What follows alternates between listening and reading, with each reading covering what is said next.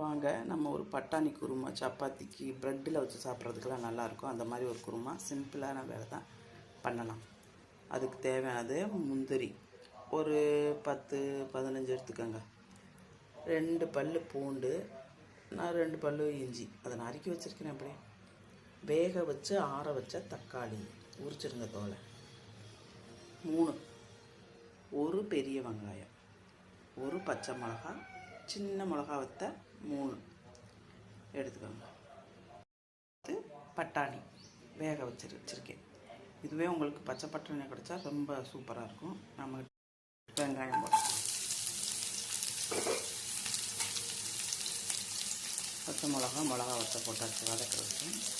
இஞ்சியும் பூண்டும் ஓரளவுக்கு வதங்கிடுச்சு. இதோட நம்ம முந்திரி பருப்பு போட்டுக்கலாம்.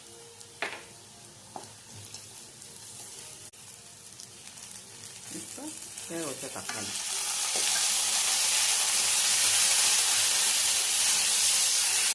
வதக்கின போதும், ஏன்னா வேக வச்ச தக்காளி தானே இந்த பச்சை ஸ்மெல். இதை நம்ம இப்போ ஆற வச்சு அரைச்சிக்கலாம். இதில் கொஞ்சமாக மஞ்சள்தூள், 1 ஸ்பூன் மல்லித்தூள் போட்டு இதெல்லாம் போட்டு அரைச்சிடுவோம். நம்ம வதக்கி வச்சது மஞ்சத்தூள், மல்லித்தூள், கரம் மசாலா இஷ்டம்னா போட்டு அரைச்சிக்கோங்க. இது நான் தாளிக்க மட்டும்தான் யூஸ் பண்ண போகிறேன். இதை அரைச்சிருங்க, நல்லா மையாக அரைச்சிடலாம். தாளிப்பை கொட்டிக்கலாம். பட்டை, கிராம்பு, ஏலக்காய், அன்னாச்சிப்பூ, சீரகம்,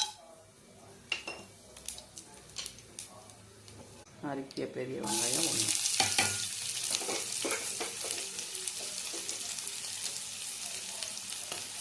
இது வதங்கட்டும், நல்லா வதங்கட்டும் பொன்னிறமாக பிரகாட்டம். நம்ம மல்லித்தலையும் போட்டு வதங்கிடுச்சு. நல்லா பொன்னிறமாகவும் இல்லாமல் நார்மலாகவும் இல்லாமல் அந்த மாதிரி இருக்குது.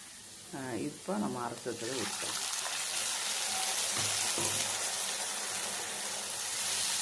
இப்போ நம்ம உப்பு போட்டுக்குவோம்.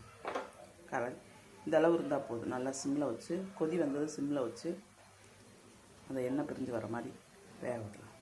போட்டாச்சா அந்த கொதித்த உடனே அப்படியே ஆஃப் பண்ணிவிட்டு நம்ம பட்டர் போட்டு அப்படியே சர்வ் பண்ணலாம். கொஞ்சம் பட்டர் போட்டுடலாங்க. நிறையா போட்டால் என் பொண்ணு திட்டுங்க, அதனால லெவலாக போட்டிருக்கேன்.